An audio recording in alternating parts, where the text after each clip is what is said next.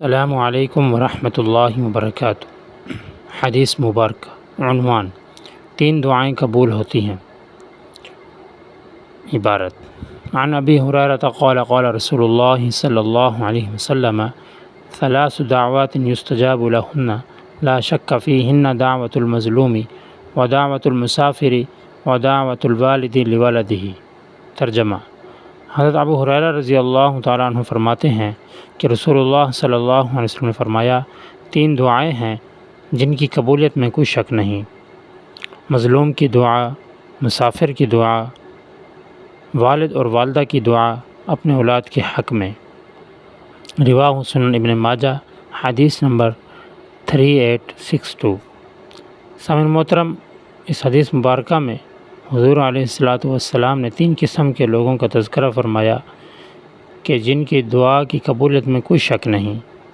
ان میں سے ایک مظلوم کی دعا ہے کہ وہ مظلوم جس کے ساتھ ظلم ہوا، زیادتی ہوئی، ناحق ہوا، اس کا مال کھا گیا، کوئی ظالم شخص اس کو ناحق مارا اور بہت سارے اس کے ساتھ ایسے ظلمات، اس کا مال کھینچ لیا، اس کے گھر پہ ڈاکہ ڈالا، قبضہ کیا، تو وہ مظلوم ہے۔ اور ایسا مظلوم کی دعا قبول ہونے میں کوئی شک نہیں کہ قریب ہے کہ اللہ پاک اس ظالم کو عبرت کا نشان بنا دیں، اس ظالم کو صفحہ ہستی سے مٹا دیں۔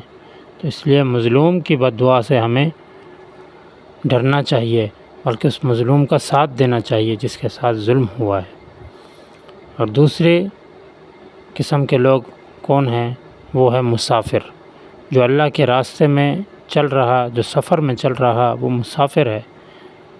تو حدیث میں آیا ہے کہ مسافر کی دعا اللہ پاک جو اللہ کے راستے میں ہوتا ہے اس کی دعا کو قبول فرماتے ہیں، خواہ وہ جہاد میں ہو، خواہ وہ تبلیغ میں ہو، خواہ وہ مدرسے میں ہو، خواہ وہ کسی جائز کام کے سفر میں رواں دواں ہو، تو وہ اللہ کے راستے کا بیٹا ہے، وہ مسافر ہے، تو اس کی دعا اللہ پاک قبول فرماتے ہیں۔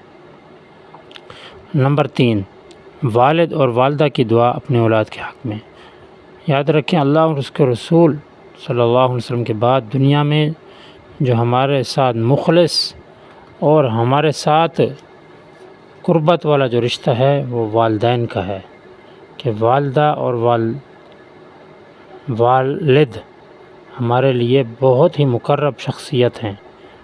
حتیٰ کہ فرمایا گیا کہ والدین اگر کافر ہیں تو تب بھی ان کی اطاعت کرو، یعنی کہ ان کے اطاعت کا تذکرہ میں بڑی تاکید آئی، اور قرآن مجید میں اللہ رب العزت نے ارشاد فرمایا وَلَا تَقُل لَّهُمَا أُفٍّ وَلَا تَنْهَرْهُمَا، کہ ان کو اف کا بھی لفظ نہ کہو، کہ اف کا لفظ سب سے بالکل آخر درجے میں رکھتا ہے۔ ایک ہم کسی بات پر کہہ دیتے ہیں اف، یہ کام، یہ لفظ بھی کہنے سے منع فرمایا۔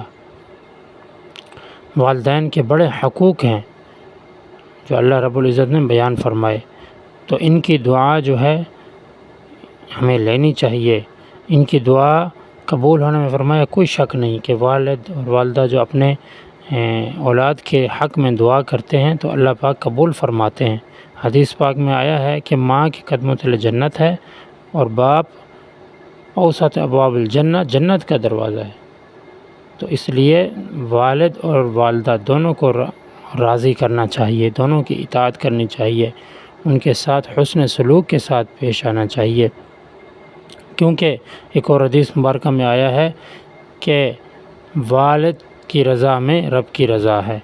جس کے ساتھ اس کے والدین راضی ہیں تو گویا کہ اس کے ساتھ اس کا رب بھی راضی ہے۔ تو ان 3 شخصیات کا ذکر کیا کہ ان کی دعا قبول ہونے میں کوئی شک نہیں۔